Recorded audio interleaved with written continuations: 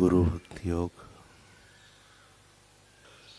जैसे सूर्योदय होते ही तमाम अंधकार का तुरंत नाश हो जाता है, वैसे ही गुरु कृपा उतरते ही शिष्य के मन में आवरण और अविद्या का तुरंत नाश हो जाता है। जैसे अग्नि का स्वभाव ही ऐसा है कि वह अपने निकट आने वाली प्रत्येक वस्तु कर जलाकर भस्म कर देती है, वैसे ही जो मनुष्य कृपालु गुरु की प्राप्ति कर लेता है, उसके किसी भी गुण दोष को देखे बिना ब्रह्मनिष्ठ सद्गुरु एवं उनकी कृपा उसके तमाम पापों को जलाकर भस्म कर देती है।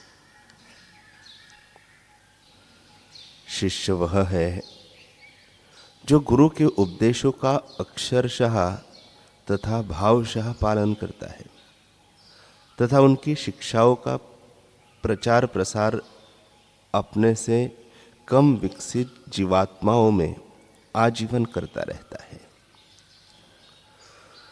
वास्तविक शिष्य केवल गुरु के दिव्य स्वरूप से ही संबंध रखता है। गुरु जो मानव होने के नाते कार्य करते हैं, उनकी वह चिंता नहीं करता। वह इस ओर पूर्ण विस्मरणशील सा रहता है। उसके लिए गुरु गुरु है। यह सदा स्मरण रखे कि संत का स्वरूप अतल स्पर्शी होता है। उनके विषय में अपना कोई मत न बनाइए। अपनी अज्ञानता के अक्षम मापदंड से उनके दिव्य स्वरूप को न नापिए। व्यापक दृष्टिकोण से संपादित अपने गुरु के कार्यों की आलोचना न कीजिए। गुरु विशुद्ध शिष्यत्व दृष्टि का उन्मीलन करते हैं। वे शिष्य की आध्यात्मिक अग्नि प्रज्वलित तथा प्रस्तुत क्षमताओं को उद्बोधित करते हैं। यह आध्यात्मिक पथ की यात्रा में सर्वाधिक आवश्यक पाथेय है। गुरु तथा शिष्य एक बन जाते हैं। गुरु शिष्य को आशीर्वाद देते हैं, उनका पथ प्रदर्शन करते हैं तथा उन्हें प्रेरणा देते हैं। वे शिष्य में शक्ति संचार करते हैं, उसे रूपांतरित करते हैं तथा आध्यात्मिक बनाते हैं। सच शिष्यों के पास चाहे ऐहिक सुख सुविधाओं के ढेर हो, चाहे अनेकों प्रतिकूलताएं हो, फिर भी वे सदा मुस्कुराते हुए जीवन बिताते हैं, मुस्कुराते हुए ईश्वर के रास्ते जाते हैं। गुरु और शिष्य के बीच जो दैवी संबंध होता है, उसे दुनियादार क्या जाने। सच्चे शिष्य सद्गुरु के चरणों में मिट जाते हैं और सच्चे सद्गुरु निगाहों से ही शिष्य के हृदय में बस जाते हैं। श्री इंद्र सिंह राजपूत अपना अनुभव बताते हुए कहते हैं कि मेरे परिचित एक सज्जन के जीवन की यह घटना है। बात सन 1986 की है। पूज्य बापूजी शहर के शोरगुल से दूर पुण्य सलीला साबरमती के किनारे एकांत में कुटिया यानी मोक्ष कुटीर में रहते थे। चारों तरफ बिहड़ ऊंची नीची जमीन और कटियारी झाड़ियां थी। अधिकांश समय बापूजी परमात्म ध्यान में निमग्न रहते थे। कुछ समय के लिए ही कुटिया से बाहर आकर भक्तों को दर्शन एवं सत्संग देते थे। सत्संग में पूज्य श्री वेदांत के गूढ़ रहस्यों पर प्रकाश डालते हैं और जिज्ञासुओं की कठिन से कठिन गुत्थियों को भी सरल भाषा में सुलझा देते थे। यही नहीं,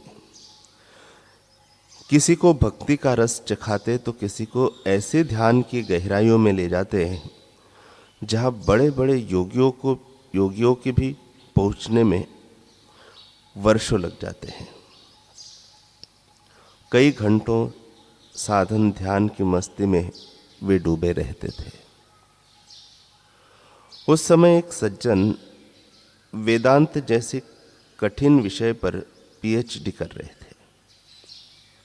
उन्हें इस विषय पर प्रतिबंध लिखना था। वे इसी संबंध में अपने कुछ प्रश्नों के समाधान हेतु पूज्य बापूजी से मिलने आश्रम में आए। आश्रम परिसर में प्रवेश करते ही उन्होंने जो अनुभव किया उसका वर्णन करते हुए वे बताते थे कि अलौकिक दिव्यता का उन्हें एहसास हुआ।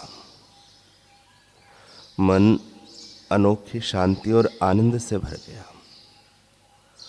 मोक्ष कुटीर के आसपास घूमते हुए मुझे विचार आया कि यह स्थल कितना शांत व ऊंचे आध्यात्मिक स्पंदनों से युक्त है।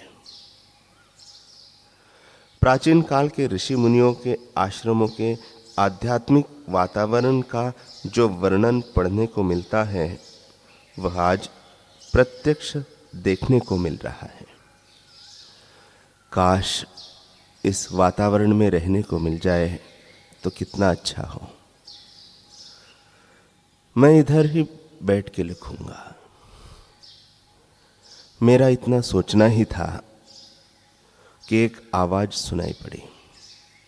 क्या सोचता है? इधर रहने की इच्छा है तो रह जा। तेरे जैसे जिज्ञासुओं के लिए ही तो यह आश्रम बनाया है। अपनत्व भरी हृदय परशी ओजस्वी वाणी मोक्ष कुटीर के अंदर से आई, जहां बापूजी ध्यान कर रहे थे। ये शब्द सुनकर मैं चौंक गया कि मेरे मन में जो विचार चल रहे हैं उनको ये महात्मा कैसे जान गए। मैंने तो किसी से कुछ कहा नहीं। बड़ा आश्चर्य है। बस फिर मुझे पूर्ण विश्वास हो गया कि ये कोई साधारण संत नहीं, कोई सिद्ध महापुरुष है। बापूजी के सत्संग से उन सज्जन को अपने सभी प्रश्नों का हल भी मिल गया और दिव्य अनुभव भी हुआ, जिसका वर्णन करते हुए वे बताते हैं कि वेदांत शास्त्रों का अध्ययन तो मैं कई वर्षों से कर रहा था, लेकिन वेदांत का सार तो अब पता चला। अब मैं इन बाबा जी की शरण नहीं छोड़ूंगा। उस नवयुवक ने नौकरी का लालच छोड़ दिया और शादी से इनकार कर दिया। घर वालों को बोल दिया कि अब मैं ईश्वर प्राप्ति की राह चलूंगा और सद्गुरु देव के चरणों में रहकर ही ईश्वर प्राप्ति करूंगा।